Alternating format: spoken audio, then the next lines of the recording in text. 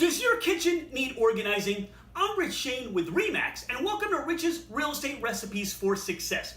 I'm joined by Naomi Cook of Open Doors Organizing Services. Naomi, what's our recipe? We're going to be organizing our kitchen. Naomi, what 3 key ingredients do people need to know when organizing their kitchen? The first thing is to really maximize your cabinet space and your drawer space.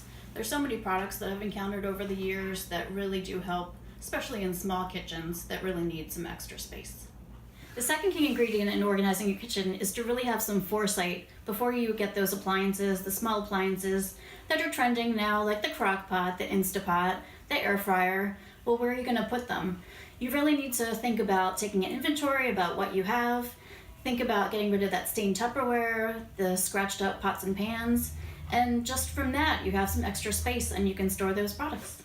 The third key ingredient to organizing your kitchen for success is to think about the big box stores.